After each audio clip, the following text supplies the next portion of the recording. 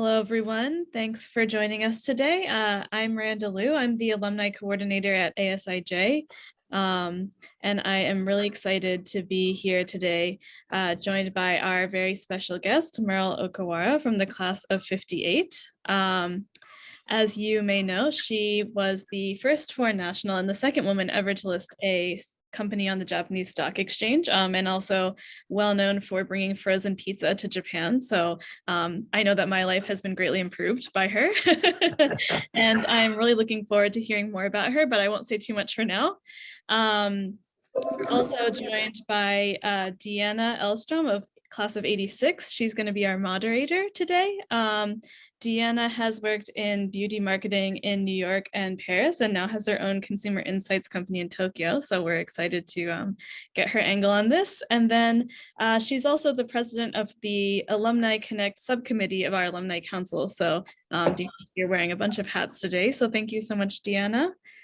And our Q&A session, or our Q&A in the webinar will be monitored today by Jason Cancella. He's a member of our faculty here at ASIJ. He's joined us since 2016, and he teaches the entrepreneurship course through a program with Syracuse University that allows our students to get college credit. So we are very excited to have him with us today as well. So as you may or may not know, you may have joined us in the past. These Alumni Connect industry sessions were sort of a response to COVID, a way to get people connected even when we were not able to do so in person, but they've been a great opportunity to share our insights and to get everyone connected from around the world, all of the ASIJ around the globe. So we are excited to keep doing them now, even as things are starting to open up. And I think today's going to be a really exciting session. So thanks for joining us.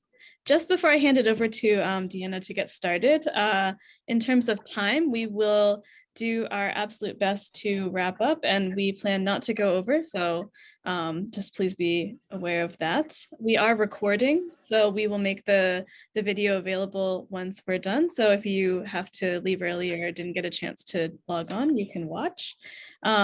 Please, at any time, go ahead and use the Q&A function in Zoom. Send any of your questions. They're not anonymous, but please feel free to ask anything that pops into your mind, upvote things that you want to hear answered, and Jason will be handling those and jumping in with questions from the Q&A. And then just as a full disclaimer, please excuse any IT issues that we have. We're doing our best here. I think everyone has had at least one or two Zoom kerfluffles during the pandemic. So thank you for that. So on that note, I'll just hand it over to Deanna. Thank you. Take it away. Sure. Thank you, Miranda. So thanks everyone for joining us. I'm really excited that I was asked to do this as a moderator and be able to be the one to speak directly with Merle. And Merle, I know that everyone, many listeners are tuning in and really excited to be able to speak with you virtually as well. So thank you so much for doing this. Why don't we start first with, how did you first come to ASIJ? How did you become one of our illustrious alumni? Yeah, first of all, thank you very much for having me. It really is a pleasure to be able to get together with friends from ASIJ. I came here in 1957 and graduated in 1958. So that goes back a long time, and I really have to reach deeply into my brain to pull out those memories. We were living in Hawaii. I'm a third generation Japanese American. But my dad started the Pepsi-Cola business in Japan. So he decided to bring the whole family over in 1957. This was a really interesting period. You know, it was just about a decade after the ending of the Second World War. And the Japanese were working like crazy to build up the economy. You know, the buildings outside of were not really, you know, these wonderful skyscrapers you see today, but they were shacks and, you know, sort of broken down. But you could feel the enthusiasm and the movement outside. But once we entered the wrought iron gates of the American school in Japan, which was in Nakameguro at the time, it was a different world. We walked into an enclave of international students. And for me, that was really exciting and really fascinating because there were students here from all over the world with different cultures, speaking different languages. And for me, that was exciting. I had never experienced that before. So, and the thing is that although all of this economic rush was going on outside, this was our little world, our private world of about 500 students at the time. And there were only 25 in my class. So you can imagine how close we became. And what really was exciting was the fact that everyone continued with their culture, their language, and still mingling with the American culture as well as contacting Japanese culture. So it was really very exciting. I had a very good friend who was a Jewish girl, and she taught me the Hebrew alphabet. And it was really cool because we would write notes in English, of course, but using the phonetic sound of the Hebrew alphabet to pass notes in class. And of course, even if the teachers caught us, they wouldn't understand what we were doing. So I thought this was just the best thing, only at the American school.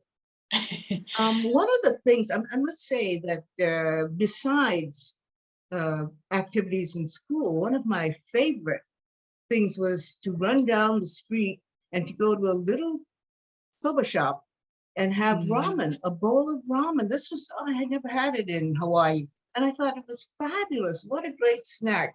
And it cost only 30 yen.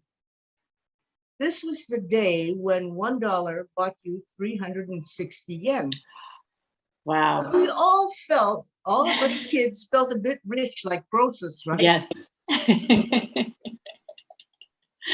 Oh, that's great. So you were passing notes in class. So you were a bit of a troublemaker, huh? Well, I avoided it because the teachers never knew what we were saying. That's great. That's great. And then, so I think what's really, I mean, so many things are interesting there, but also the fact that you were third generation Japanese American living in Hawaii, and then you came to Japan. And in one of our prior conversations, you said this was your second visit to Japan. So what was that experience like? Suddenly looking like everybody else and feeling part of this culture that was part of your heritage. Yeah.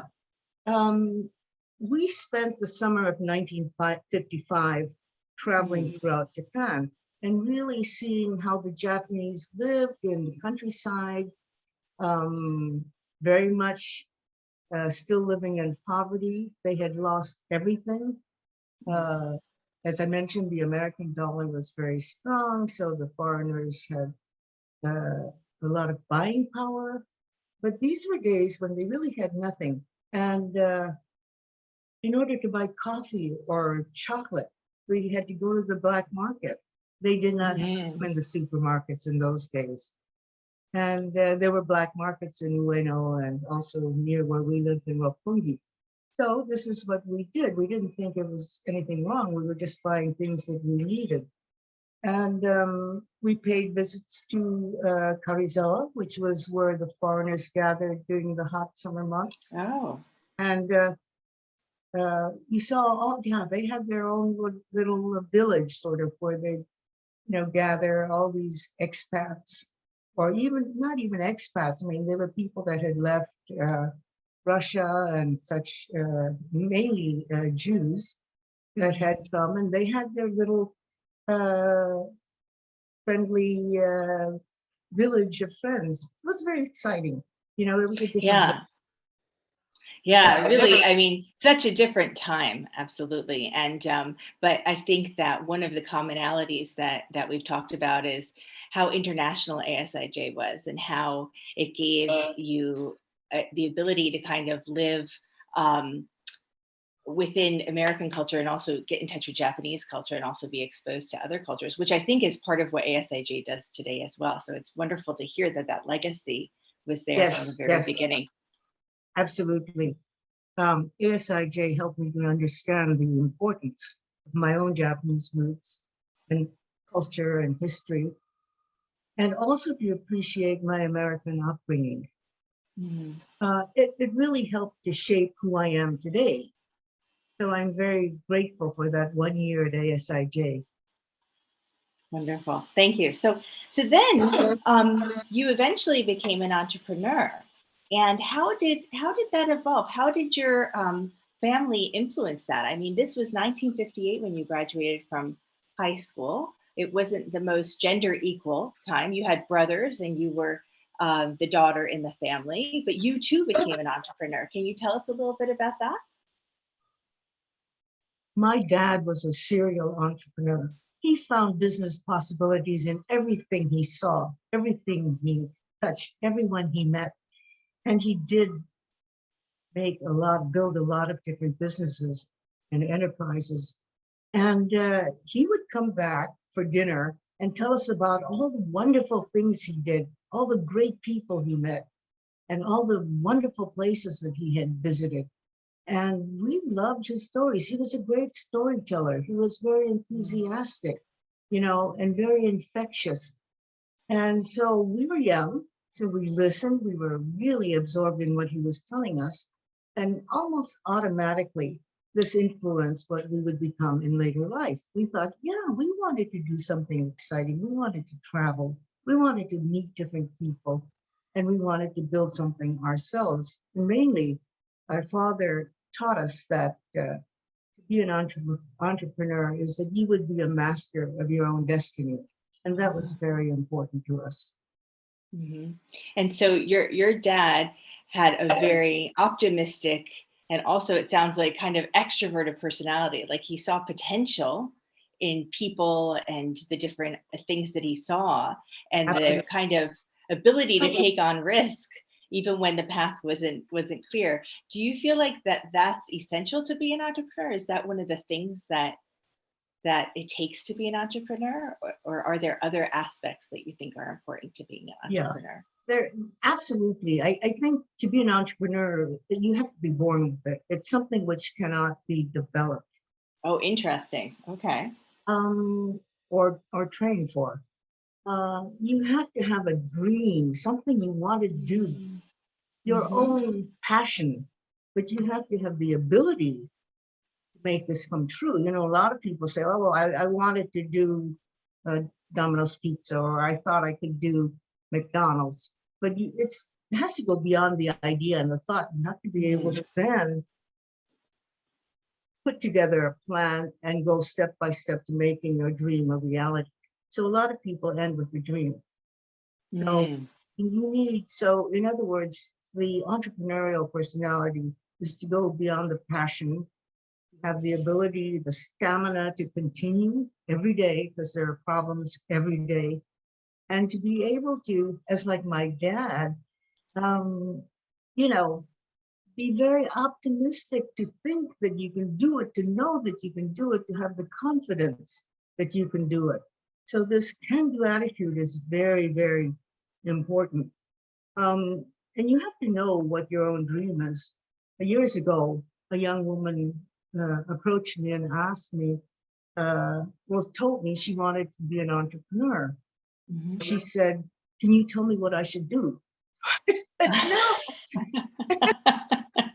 I mean, you have to believe in something as an entrepreneur so much that you eat and sleep and work at it until it's a success.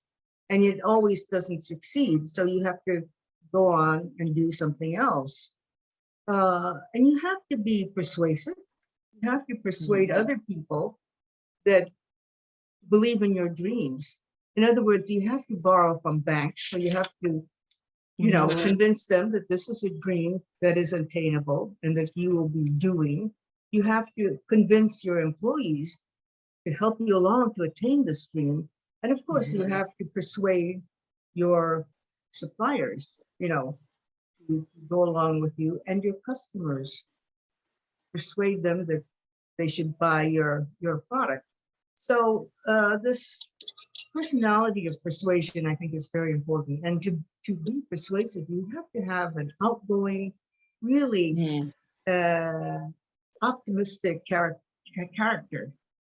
And Wow. yeah, I mean, people will always say along the way, you can't do it and it's not possible, but you have to believe in yourself. You have to say, no, I'm going to do it. And you have to be a pioneer many times because you're taking a path that was not taken by any others. And this was a path that I took in being a pioneer in my business and as a business woman, having listed my company. There are so many problems, so many dangerous things along the way, but you have to have the wherewithal to know where they are, to know what you should do when you come across it. And if you fall, and you will fall many times as an entrepreneur, you have to be able to just pick yourself up, dust yourself off and go on again. You can't let that stop you. So this innate personality of an entrepreneur, it's not that easy. I mean, you have to have many different things to help you to do this. So yeah, those are some of the things which Thank you. Yeah, so either if you're not born with a dream particularly, but if you see an idea and you're like, I think that's really going to work and I want to make it happen, you can make it your passion. So you can maybe discover your dream along the way, but you have to really believe in it and believe in yourself to make it a reality. So it takes a lot of self-confidence and drive and conviction. Do you feel like your bicultural aspect, were you able to take from each of your identities in a way, or your mixed identity, to blend that into being an entrepreneur? Well, it was important for what we chose to do. In other words, we chose Western concepts to introduce to the Japanese market. So obviously our knowledge of the American way of life and our knowledge of Japan and what the Japanese consumer desired was the key to our businesses. Great. So can you tell us a little bit about that? So tell us about some of the food businesses and ideas and innovations that you and your dad and your brothers brought to Japan, and share with us some of your kind of successes and things maybe that you thought would work that didn't work, or things that you thought, I don't think so, but then have surprised you along the way? Sure. My dad started the Pepsi-Cola business in Japan in the 1950s. So you can imagine, barely a decade since the end of the Second World War. And, to start, there were very few foreign businessmen who had the foresight to do business in Japan. I mean, the people were still poor. They lost everything. They didn't have extra income to spend on certain things. So, and then also there was a currency regulation. You could not take dollars out of the country at that time. So it took a lot of foresight, a lot of fortitude to come to this country and expect to do well in business. So anyway, he was asked by the University of Hawaii to talk about his experiences. And a pizza man from California, pizza manufacturer, attended the lecture and said, this is the coming thing. You should really try to bring frozen pizza to Japan. And my dad, being forever the entrepreneur, said, sure, that's a great idea. So he set up a pizza company, importing the crust, which was, of course, the biggest investment to make the crust, but he imported that from the company in California and then had a few people top it off and sold it. Well, he had an American manager to do the day-to-day business because, he had this big investment in Pepsi-Cola, and that's where he concentrated his time. So the business bumped along for a couple of years, and at that time, I came back from university after graduating from the University of Geneva, and I said, I really want to try my hand at business, and I think maybe the donut business would be good. And this was before Mr. Donut and Dunkin' Donuts or Krispy Kreme were in the market. So he said, yeah, well, you know, you're going to have to start a new concept. It sounds good, but why don't you take over the frozen pizza business? So I jumped at the opportunity. I mean, you know, this was perfect. Uh, I loved pizza, and I knew that it wasn't well known in Japan, but it was something that was a universal food. At the time, uh, the market, they were trying to sell pizza to the food service market. Right. Food service didn't exist. I mean, you didn't have family restaurants, you didn't have anything of that sort. What they did have to aim for were the bars and nightclubs and what they call little snacks. And so it was a very teeny market. And wholesalers didn't want to carry the product because it was a hard sell. So our salesmen at that time were selling directly, going to each customer one by one and selling, you know, 10 pizzas, 20 pizzas. So it was very, very inefficient. And of course, they were not making money. So the first thing I did when I entered the company was to say, hey, we have to increase our efficiency. We can only do this by working with the wholesalers. The wholesalers didn't want to work with us. So I bundled customers 50, 60 at a time and offered it to wholesaler and said, here, you can have it for free. We spent a lot of time and money developing the business, but you can just have it as long as you continue to sell our product.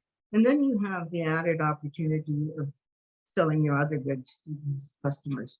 So it was a win-win game and a no-brainer. And so we started to convince wholesalers to do this. And it became— I'm sorry, so when you say you bundled it, so you bundled the pizza with other products that you guys were selling to wholesalers? Sorry, no, I bundled the customers. So we would have maybe 50, 60 small customers and put them together. Okay. Offered them to the wholesalers.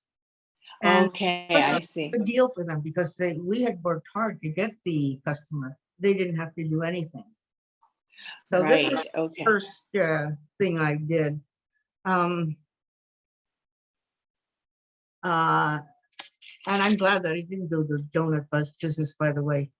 But the next thing is we had to increase sales. And I thought one of the ways was to go into retail. We had to get into the homes. But we were selling a frozen pizza product to Japanese consumers that had no freezers, they had no ovens. So this was really a difficult sell. The food service, whatever little bit there was in food service, was easy. Get to the consumer now that didn't have the proper infrastructure to bake these products was really a tough call. So we dealt first with Kinokuniya, which was the go-to supermarket for foreigners. And they were able to, they had the equipment in their kitchen to bake a pizza. But to go further on, we had to innovate.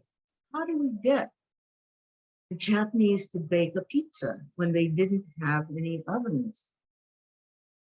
Well, we finally came across, we looked into the kitchen. The Japanese kitchen had pots and pans. So we had to use one of these.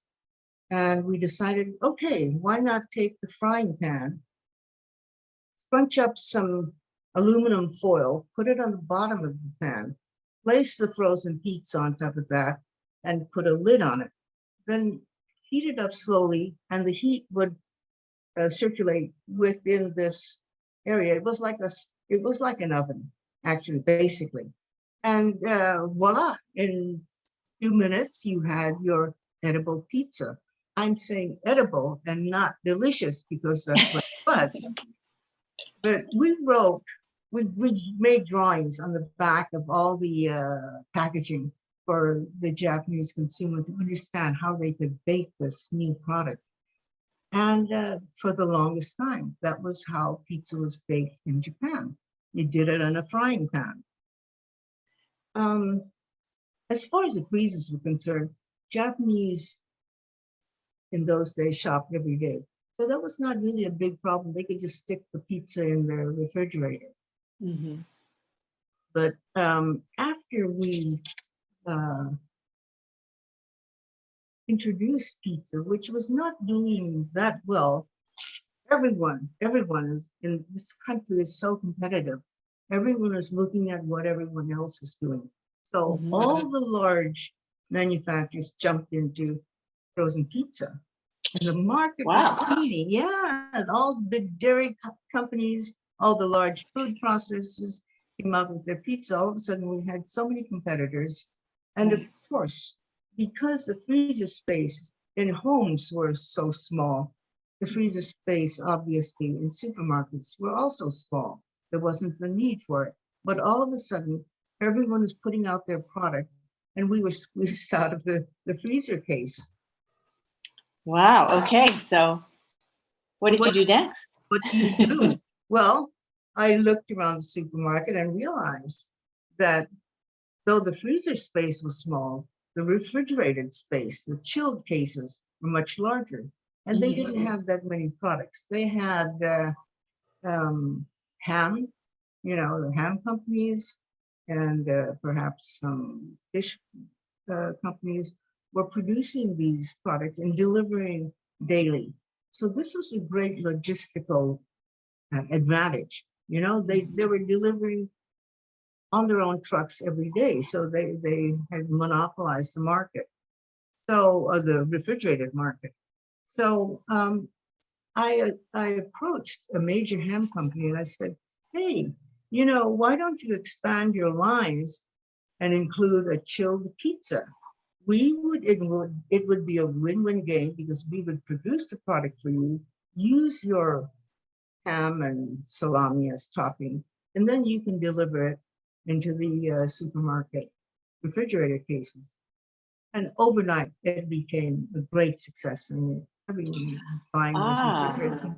But then, of course, the competitors came in. Everyone started to switch to the chilled pizza. And to this day, it's still a very big market.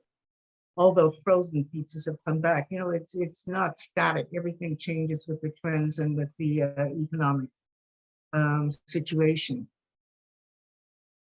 But although we had many varieties of pizzas, we were still a one-trick pony. We had to expand beyond that. And so our vision was to look for delicious breads and foods abroad and to introduce them in Japan. We started to make them. We have 4 factories that produce bread products in Japan now. But the trick was to identify these products, but to make sure when we brought them to Japan that we did the proper adjustments for the Japanese taste and for the Japanese market without affecting the actual integrity of the product. So this was the key to our success. And so we went from making Italian pizzas to doing focaccia and paninis. We looked to India for naan. And the Japanese curry is ubiquitous. So we added naan to the menu. We looked at Mexico for tortillas. Mexican food is not popular in Japan, but they use the tortillas in the fast food section for sandwiches, in the convenience stores also for sandwiches. So it's a big business. So these are all things that JC Foods is doing right now in Japan? These are products that you're currently offering? Oh, okay. We are making these in our factories in Japan. Wow, so it's really evolved, over time. Yeah, so the idea was to bring delicious products from around the world, make them in our factories here, do the adjustments necessary for the market. So we even do a Swedish product called the tunnbröd, which is a flatbread, and used also in the same manner.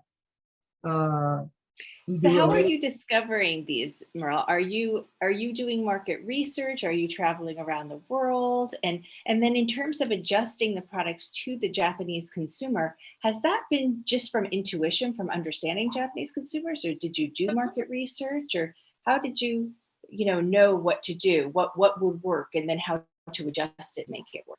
Yeah. Well, we have the advantage of having lived in the States and in Europe, and also of traveling a lot and having contacts and friends that will introduce us to Mhm. products. So that's one thing. Um, as far as tweaking the product to suit the Mhm. Japanese market, we do have to have a bit of research, Mhm. testing, because you can't just do it by intuition. Right. Um, so that I don't know if that Yeah. answers the Yes, question. yes. Actually, that makes me happy because I'm in the market research business. So I'm glad to hear that. You had to go direct to the That consumer. is really important. Really important. Well, Yeah, and so you you've can't been do it doing, just, on a right, whim. right.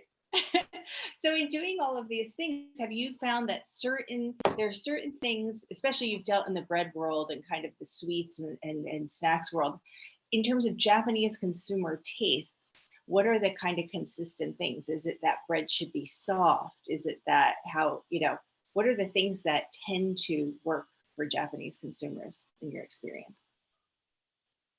Exactly as you say, they like soft things, but delicious breads are not soft because you bite into it and there's nothing there.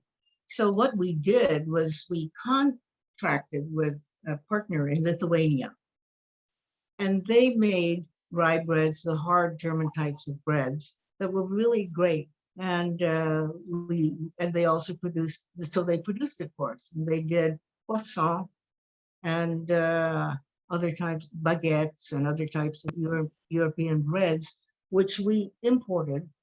We do import by the container load, frozen, and sell to the Japanese market. And there is a growing need for this type of bread, for real bread. I was told by a friend, hey, I bite into some Japanese bread and there's nothing there. So, there are people that are tastes change. The basic uh, thing, unfortunately, is yeah, Japanese like really soft things. So our other products that we manufacture here are sort of soft, even Mhm. though, so that's one of the adjustments we made. However, for the European types of breads that we import, we kept the same consistency. And we're trying to have the Japanese appreciate that. And we are, selling in many of the largest supermarkets and in online. It's Yes. a growing I feel market. like I've seen it change, and actually Tokyo at least has amazing bakeries, some of the best bread in the world. And I live near one called Levin, where the bread is uh, very dense. So I think there is kind of, from the top down, there's an education in terms of appreciating more dense breads as well. So thank you. So let's talk about then looking at the food landscape in Japan today. So you live in Japan now. You've been here, I think, many, many years. How it's evolved? It's certainly so different when you started in the early 1960s. And what do you see now in terms of how things have evolved, and anything you find surprising that you thought would never catch on in Japan but did? And what do you think is on the horizon? Do you see any trends emerging? Well, our advantage has disappeared along with the introduction of the internet and mass travel. Mm. Everyone gets information, market trends, global trends immediately. We used to have this gap, which we benefited from when we introduced new food products to Japan. So, in this global world, there are no surprises. I mean, the trends are there for everyone to see. And the trends, the keywords are perhaps plant based, and this is growing in Japan also, organic. We are going to introduce our line of organic soups in fall, Mhm. and healthy. So we have a pizza that's made out of cauliflower crust with veggie toppings. Mhm. So things like that are universal. And as soon as they come out in the States, we catch the information. So does everyone else, and try to come up with our product for this market. Mhm. Mhm. Great, thank you. Okay, so if we can focus a little bit on your personal experience as a career woman in Japan, and abroad as well. How has being a woman entrepreneur, has that been a help or a hindrance along your journey? Can you tell us some interesting asides? There's maybe some advice about how you either, kind of ignored the haters and or used it to your advantage to some extent? Well, in the beginning, I had 3 strikes against me. I was young, I was a woman, and I was a foreigner. So with those 3 strikes, it was really difficult to do business. First of all, because I was not trustworthy, you know. And in order to do business, you have to have financing. You have to deal with the banks. And they hesitated to lend me money because they said, "Oh my goodness, young woman, if her business doesn't do well, she may just throw up her hands and leave, go back to Hawaii. So we cannot lend her that much money." And a funny story is, later on, I enjoy buying and selling stocks, never winning. But anyway, I enjoy it because it gives you an insight into how the world is moving and what the new innovations are, what companies are doing. And after we took the company public, I called my stockbroker, who happened to be our lead underwriter, and I said, I would like to buy on margin, you know. And he said, "Oh no, we never allow women to buy on margin." I said, "Why?" He said, "Well, because they're so emotional. If the market goes down, they'll start crying and not pay." So I said, "You must be kidding me. You didn't tell me that when you made money on taking our company public." So anyway, to make a long story short, they decided to make an exception for me. The company made an exception for me, and they said, "We will allow you to trade on margin." And I said, "Oh, forget it. If you're not going to let all women do this and it's an exception, I'm really not interested." But Good this for is you. a crazy thing that actually happened. So anyway, you need financing and you have to have the credibility to borrow from the banks.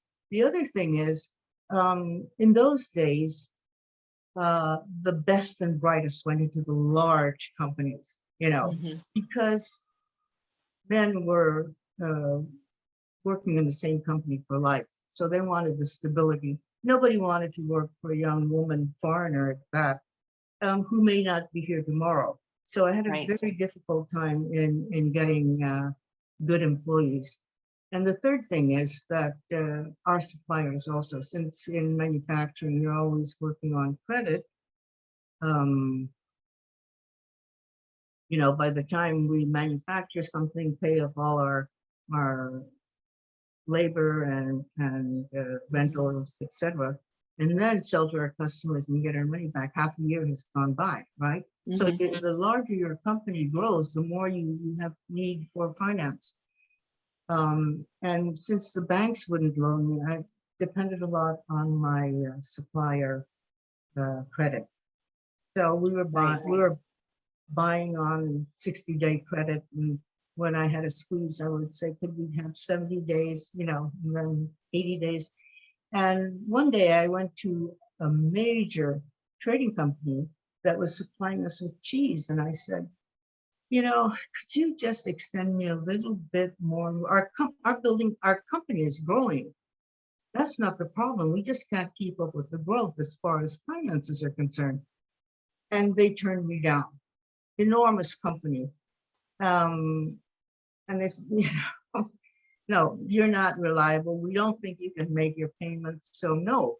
So this was really a big problem. What was I going to do?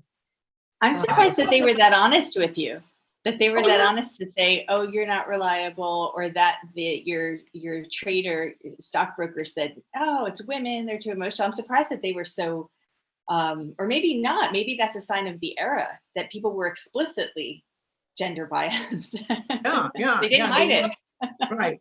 Absolutely. So anyway, this trader Of course, it was partially of gender, but also because we were small at the time. You know, Right. it's small companies are very unstable. So he said no. So my God, what am I going to do? And so I had to really think this over for about a week, try to be creative, try to think of something Mhm. to help me going. And I came up with the idea of asking the gall, right? Asking them to form a joint venture with me. And I said, you know, you bring in the commodity and you sell it to manufacturers, but that ends the chain. Why don't you continue? If we have a joint venture, then perhaps uh, you can bring in the cheese. We could process it, and then you could sell it, and we could both sell it, and it would be a win-win game. And they accepted it, really. And to this day, Wow. our joint venture is one of the largest shredding companies, cheese shredding companies in the industry. So Wow. one never knows, but you have to always think one Yes. step ahead, you know, Yes. and there are problems every day, every day. And I think what I really hear in your story is that being an entrepreneur, and especially with all of the challenges that you had, as you said, being young, being a woman, being a small company, you had to really, number one, have the confidence to be persistent and not just take no. And also your creative problem solving, to always look for, to kind of change perspective and shift it instead of seeing it as a barrier, saying, oh, how do I get around this? How do I create a win-win with my partner? So thank you. That sounds like definitely key to being an entrepreneur. So how about, were there ever times, you know, certain highs and lows that you can think of, like what things that you know, remain in your mind as like, that was a great moment? Or were there moments that say you felt, should I just give this up? Should this is too hard? Anything you can share with us about that? Business is a living thing, you know, with many moving parts. And every day you have problems, every day you have opportunities. And in manufacturing, we have our R&D, trying to keep up with the rest of the competitors and coming out with new products. We have our manufacturing and all the problems that go into the machinery breaking down and whatever. And then also with our sales force competing and our customers and our suppliers. We're dealing with so many people and so many entities at the same time. So there are lows and highs every day. You know, we're doing deals every day. We're working with people every day. And this means sometimes you do a good deal. You feel very good about it. It's a big high. Sometimes you lose out. You lose a contract or you lose out to the competitor. And you just have to accept it and go on. And you have to hope that your highs will be more than your lows. Right. And how do you maintain that perspective? Are there certain things that you have to train yourself, ways to train yourself to kind of reframe the situation? Or do you have to have any self-talk or personal habits that help you to keep that perspective and keep persisting? Well, one of the things I do is to get as much information as possible. Mhm. In the olden days, smaller companies had the disadvantage of having no money, no good employees, and no information. But now, as I mentioned previously, we are on equal footing as far as information gathering is concerned. Mm. So it's how you use that information. So every morning I get up, I read all the newspapers, 3 or 4. I watch cable TV and, of course, go through the internet, searching for indications of how world events or local events will affect our business. And for example, Ukraine. Now, Right. this really affects us. Ukraine is the breadbasket of Europe. They, Mm. they produce a lot of grain, as well as feed and fertilizer. So this affects the agricultural market. Japan does not purchase any grain directly from Ukraine. We procure our flour from Canada and the US and sometimes from Australia. Nevertheless, the global market is affected. So prices go up. I mean, you know, because there's a shortage. all over the world, prices go up. Prices go up. Also, you have difficulties in uh, getting containers, and there are difficulties in the ports. So, you have to make sure that you can get your supply in order to produce enough product to for our customers. And we, at this point, are able to get enough supplies, but um, prices have gone up. As you may have noticed, I mean, everything's going up. So when the prices go up this high, how can we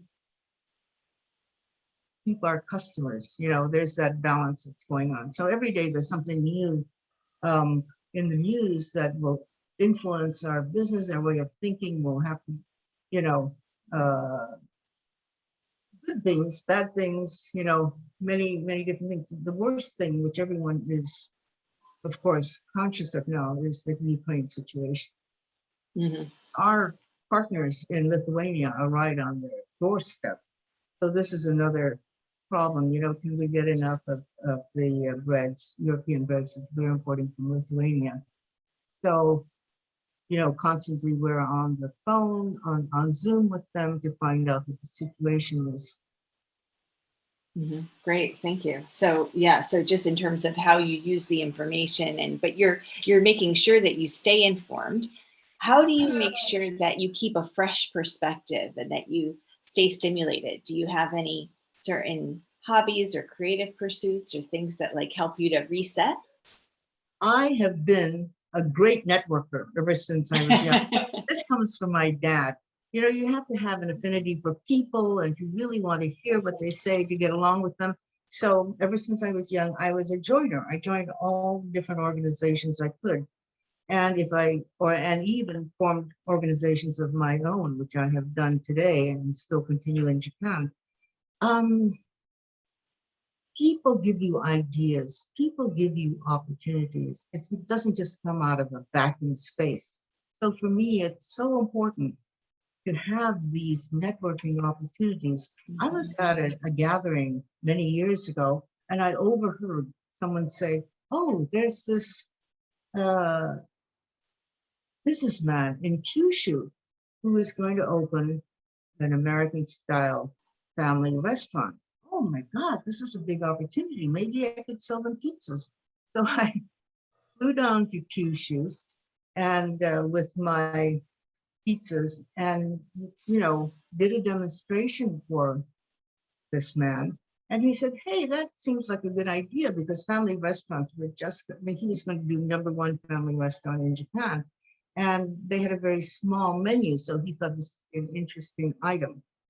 And it was really fortunate because his name was, the name of his restaurant chain was Royal Host.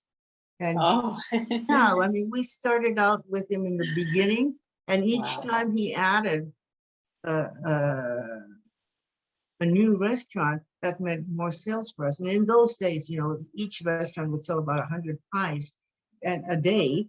Now, of course, they've gone on to other products, but it was really fantastic because he went on to build hundreds and hundreds of stores. So this was a little piece of information that I just gleaned for someone else's conversation. So, I mean, how lucky can you be, right? It's not only Yeah. luck to get out the ideas, to get out there and to make sure that you are lucky in hearing these Yeah. little bits of information. Yeah, it's really, I mean, I think, yeah, you really appreciate people and see them as, having something to add to your perspective and you pursue that. But then you also had the initiative and the persistence to go down there and the optimism. But then also the next part is to have sustaining partnerships over time, right? Because when you have a partner, you have to negotiate things all the time. And sometimes you find a partner who wants to always win, right? And you have to negotiate that. Do you have any advice in terms of how do you make a long-term, well-sustainable partnership? Yeah, well, you never have a partnership if one party is always winning. It does not work, it does not last, and you should not find yourself in that situation. Of course, nowadays it's very important to have all the legal work done to make sure that it's a fair deal for both sides. And the second thing is you have to really choose your partners. I mean, if you know from the beginning that they're not really 100% kosher, then you shouldn't deal with them. And we have a partnership in Indonesia with the largest company there. And we deal with the president directly. He, comes into his meetings. He has no staff with him, and he likes to just direct it. It comes out of his head. And so our business was done mainly on a handshake. We believed in him. We knew he was successful. And that's how we started our business. We also have the same kind of deal in with our Lithuanian partner. We like the family. We understand what their thinking is. We know what they're doing. So, that's the basis for a good partnership. On the other hand, we had a partnership in China, which did not work out. But difficult. That was not mainly our partners' fault, but the government in general made it very tough for us. Right. So you also have to choose the location, not only partnership, but the location that you're going to deal in. Right. So I like your advice. Yeah, you have to have the right legal framework because you don't want to create misunderstandings and that's all settled. But you're using your people skills and kind of your EQ to also understand, is this the right kind of character? Are these the people and organization I should work with? But then you need the right context as well, and the supportive government structures and organizational support. So if you could go back to that young woman, maybe around 20 years old, what advice would you have given yourself? What do you wish that you know now that you've learned? What do you wish you knew then that could have made things maybe easier or smoother? Or, I mean, it seems like things have gone really well, but in terms of maybe making the learning a little bit, maybe less hard learned. There are several things. First of all, carpe diem, live in the moment. You can never regret what happened in the past. You can never change it. You can, of course, take the lessons from mistakes in the past and leverage it to the future so you don't do the same mistakes. That's a disastrous pattern. But live for the moment. You cannot regret the past, nor can you foresee the future. Now is the important time. Now is where you have to make your important decisions. Now is where you have to make the connections. Now is where you have to grow the business. We don't know what happens tomorrow. That's one thing. The other bit of advice, which I did have when I was in my 20s, was from my dad. And he said he was a great sport. He loved sports. And in the 1950s, he brought several major league teams to Japan, not only as an entrepreneurial effort, but in those days, he thought that bringing baseball to the Japanese would help to give them a better outlook on life. They were just defeated in the war. And so he brought these baseball teams and they had, hundreds and thousands of people gathering at the stadium to see the major leagues. So this was his, besides business, his interest in life was sports. So he used many sports terms and he told me, when you go to bat, you hit 100%, but you're not going to bat often enough. So what he meant by that was, go up all the time, take your hit. You're not always going to get a home run, but at least take a hit and don't give up. Just don't stop. And he was very much of a can-do person. He told us all, can do. When we cry in school, we lost the race. He said, no, that's okay, can do. So, that was great advice that we have all kept through our careers. Yeah, he sounds like a great cheerleader. What do you think? I mean, this is maybe going even further back. What do you think made him like that? Was it just his nature, or did he have were his parents like that? How did he get that kind of optimism and that positivity and that passion? Was he just born that way, or do you have thoughts on that? I think he was born that way because it doesn't run in the family, in his family. So that's Yeah. something that we But were he gave it fortunate. all to you. Yeah, he kind of changed the DNA there. It's fabulous. Okay, so it was carpe diem, live in the moment, go up to bat more often. Anything else?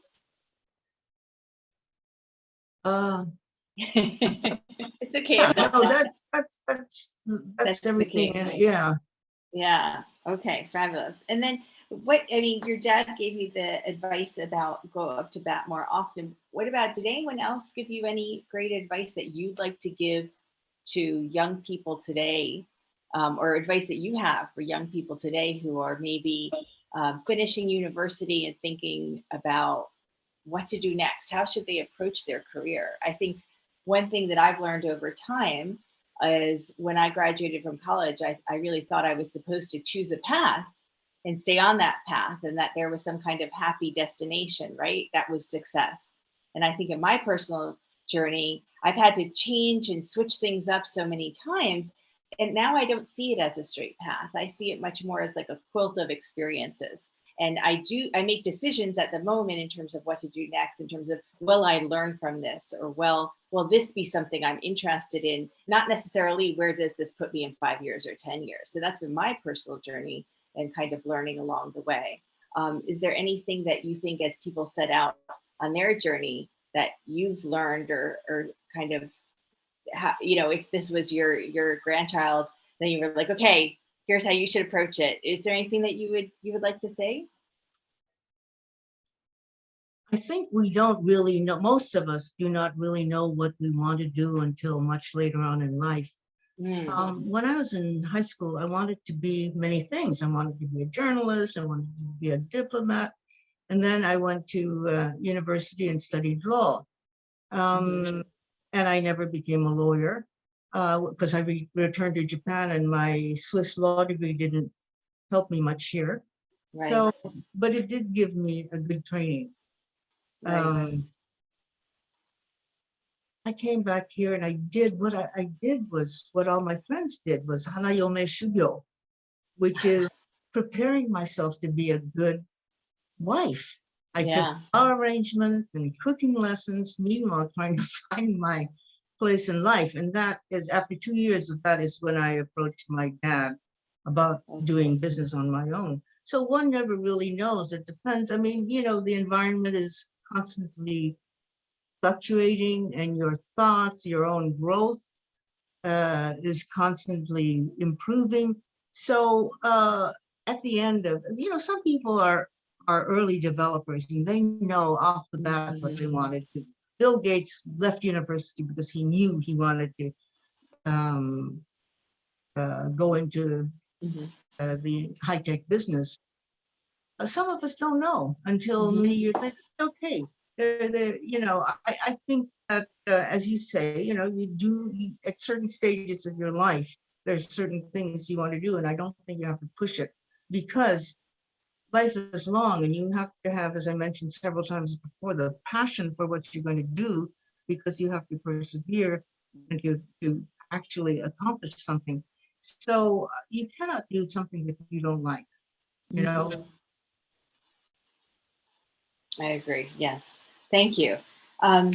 So we talked about this a little bit when we were preparing, and it's a topic that I'm very interested in myself, which is around gender equality in Japan and attitudes towards gender equality. So Japanese women were recognized as individuals with individual rights for the first time in the 1946 Constitution, which actually fellow ASIJ alumnus Vita Sirota Gordon helped to author and put forward and really pushed hard for to get ratified. And though gender inequality has improved exponentially since 1946, certainly, Japan, if you look at the World Economic Forum ratings of 156 countries, in 2021, Japan was 120th. which is very low. It's actually the lowest in East Asia, and it's the lowest amongst industrialized countries, meaning that gender inequality is the greatest amongst its peers.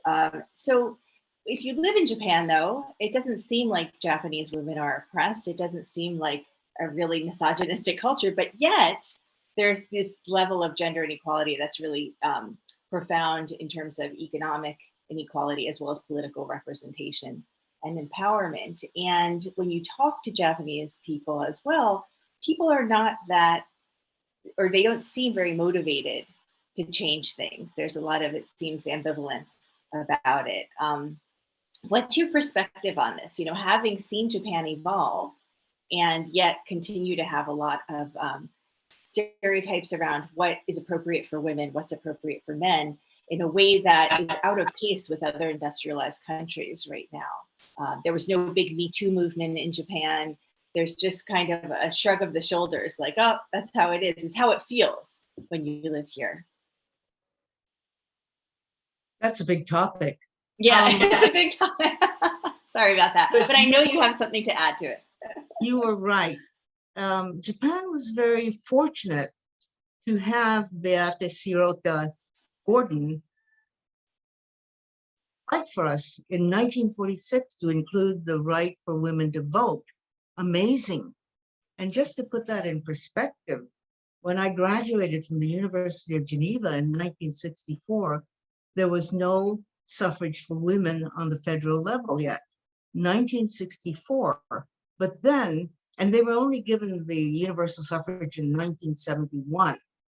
However, already in 2019, 42% of the members of the lower house were women, 42%. And 6 out of 10 of the presidents were women in the past years. So that's really a big jump, and there's now a movement to have 30%, to appoint at least 30% of the board seats to women. So where are we in Japan now? We had this great start with Beate in installing this in our constitution, and we haven't been able to make much out of it. When Prime Minister Abe in 2013 set a goal of 30% of women in leadership in business and in government, this is great. I thought the wind is behind our backs. This is going to do something. And here it is. And he wanted 30% of women represented in leadership by 2020. Here we are in 2022, and this is not happening. However, I think it was important that he did approach members of Keidanren and say that you should increase the number of women on your board. Of course, putting them in actual upper management is a longer training process. To put them on the board just means an appointment. And I think that was very important to attract the attention. I think another important thing is that there has to be a movement among women, because the men are not going to do it for us. And in 2013, I formed women corporate directors here in Japan with Kobayashi Izumi, who was formerly president of Merrill Lynch in Japan and formerly head of the World Bank of NIGA at the World Bank in Washington. So at that time, in 2013, we identified the number of seats women held on publicly listed companies, and that was about 2%. So we said we have to gather women with the sole purpose of studying to be good directors and to help to raise profile and increase the number of directors on Japanese boards. Today, it's about 8%. Okay, not a big deal, but still 4 times the amount of board seats that existed in 2013. So it's various actions like this. On the top, the Prime Minister gaining attention, and other women's organizations trying to spotlight the importance of women leadership. And third, is Gayatsu. Now many of the American funds will not invest in companies that do not have a woman on the board. So this is very important. Of course, if you're a public company, you certainly need those investors.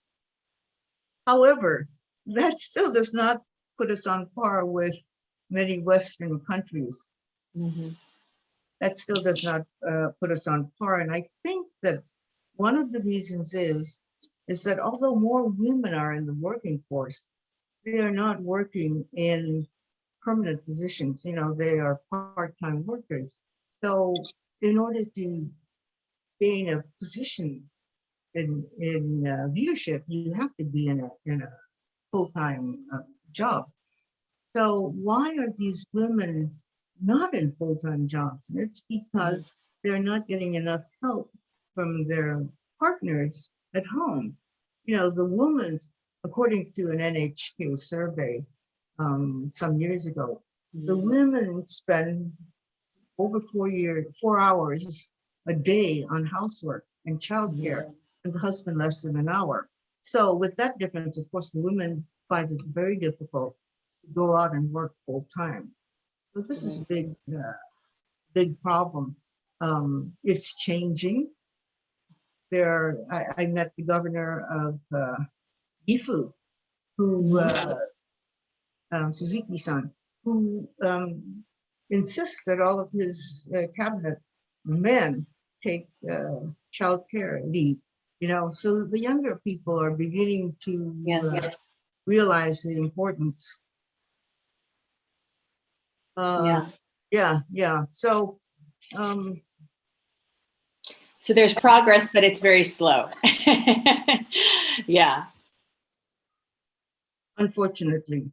Yeah. I think all for the Japanese women that I speak to, and I've done some research on this topic, that they say to me, oh, we need the government to change things. And I found that initially, surprising, because I think from an American standpoint, you think change comes from the person speaking out and standing up. But I think in Japan, people perceive change as really flowing from the top.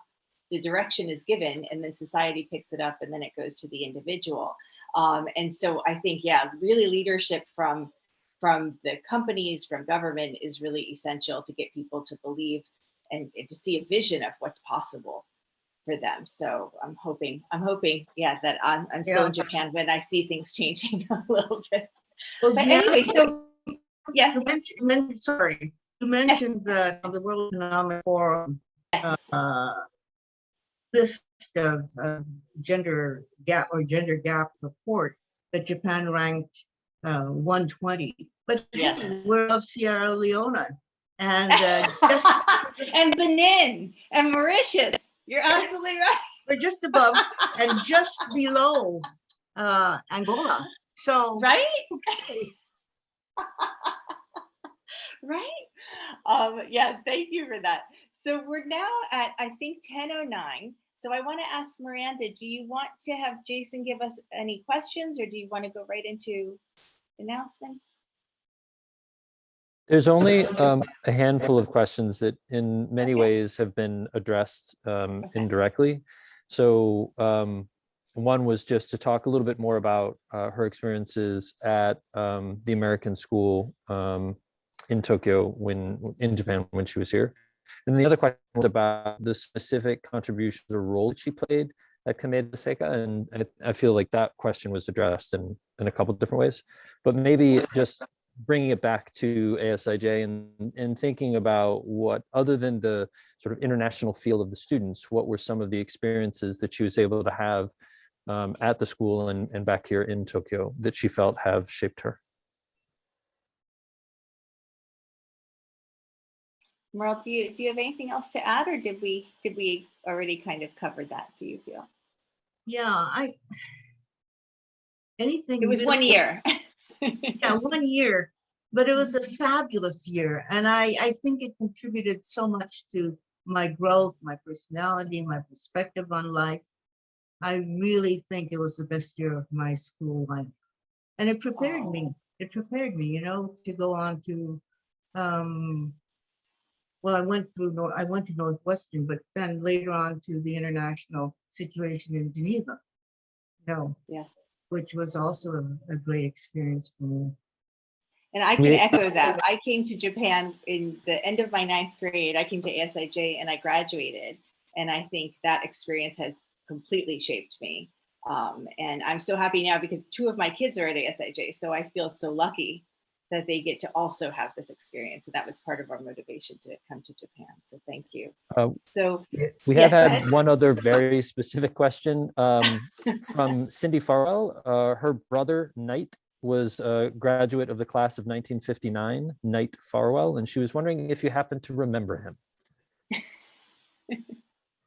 I'm sorry, no. I'm sorry. That's sad. I wish I did. All right, thank you so much, Merle. I have truly appreciated getting to know you. It was absolutely an honor, and thank you so much. And Miranda, I think you want to say a few words? Yes, I'm muted, sorry. Yeah, thank you so much, Merle. That was fascinating. It was really just great to get some of your insights there. And I think there will be more people who will watch the recording of this later. So thank you so much again for giving us your time. And of course, thank you so much to Deanna and Jason for joining us as well. Couldn't have done it without you. And of course, thank you to everyone who's attended. We are so glad to have your participation, and we'll be sending out a survey as well afterwards. So if you'd like to share any of your thoughts about it, we'd love to hear from you. We love feedback. Yes. One last thing that I wanted to touch on before we go is that we are really excited that this year we have launched our Alumni Connect City Network program of regional groups so that alums can connect in the community around them. And I think we are having a few regional events kicking off this late spring, early summer. So Deanna, again, who is on our the co-chair of our Alumni Connect subcommittee of the Alumni Council, she's really been instrumental in helping make this happen. So can you remind me of those events that are coming up? Sure. So we had a Hanami event here in Tokyo that was super fabulous and lots of fun. So please, in Tokyo, join us for the next event. We're currently planning it. In Honolulu on May 1st, there's going to be an event. In New York on Saturday, May 21st in Central Park, there's an event. And then in Boston, they're planning it for June 25th. So if you'd like any details, go ahead and email Miranda and she'll send you the link to the group where you can join the group and see the announcements and the details. Thank you. Yes, and we would really love to have you there, so don't hesitate to reach out. Other than that, again, we'd love to hear from you after this. We'll be reaching out for feedback, and thank you so much for joining us. Thank you so much, Merle, again. And please, Thank you. Thank you. And please all have a pleasant rest of your day or evening, depending on your time zone. And thank you again. Goodbye. Thank you. Thank you. Bye. Goodbye. Bye-bye, Merle.